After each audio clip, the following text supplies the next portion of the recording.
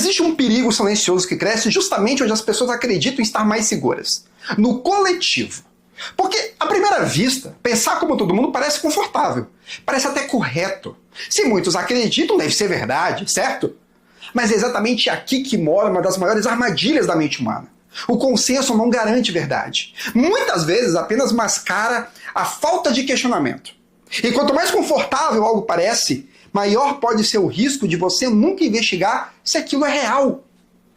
O pensamento coletivo tem uma força quase irresistível.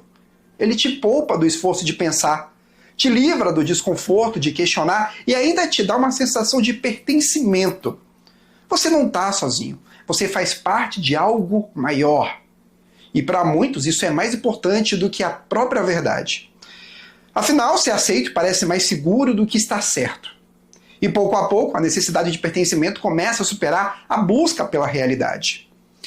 O problema é que o coletivo não é guiado necessariamente pela realidade. Ele é guiado por emoções, narrativas e repetições. Quando muitas pessoas começam a repetir a mesma ideia, ela ganha força. Não porque foi profundamente analisada, mas porque foi amplamente aceita. E aos poucos, questioná-la deixa de ser apenas difícil. Passa a ser socialmente perigoso. Você começa a sentir que pensar diferente pode te custar algo. E é exatamente aí que o pensamento deixa de ser livre. É aqui que indivíduos deixam de pensar e passam apenas a seguir. Não por maldade, mas por comodidade e medo. Medo de serem rejeitados, criticados, isolados. Porque sair do pensamento coletivo exige coragem. A coragem de ficar sozinho por um tempo, de sustentar uma visão diferente, de enfrentar olhares e julgamentos. E poucos estão dispostos a pagar esse preço, porque, no fundo, ser aceito pelo grupo parece mais urgente do que ser fiel à verdade. Mas a história mostra um padrão claro. Os maiores erros da humanidade nunca foram cometidos por indivíduos isolados. Foram cometidos por multidões convencidas de que estavam certas. Quando o pensamento coletivo se torna absoluto, ele não apenas influencia, ele sufoca.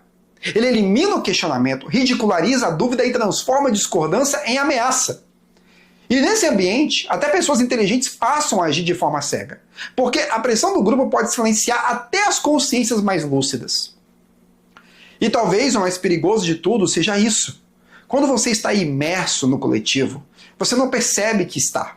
Você acredita sinceramente que está pensando por conta própria, mas na realidade apenas internalizou um padrão que foi reforçado inúmeras vezes ao seu redor.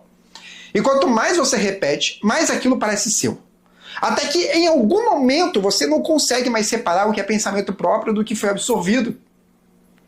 Isso não significa que o coletivo seja sempre errado, mas significa que ele nunca deve ser seguido cegamente. Porque a verdade não depende de maioria. A verdade não se torna mais verdadeira porque muitas pessoas acreditam nela. E nem menos verdadeira porque poucas pessoas a defendem. A realidade continua sendo o que é, independentemente de quantos concordam ou discordam. E é por isso que ela exige investigação, não aprovação.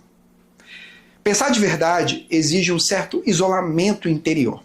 Exige a capacidade de se afastar do ruído, de observar, de analisar, de não reagir automaticamente. Exige firmeza para não se dobrar apenas porque todo mundo pensa assim. É um exercício de consciência, não de conveniência. E quanto mais você desenvolve isso, menos dependente se torna da validação externa.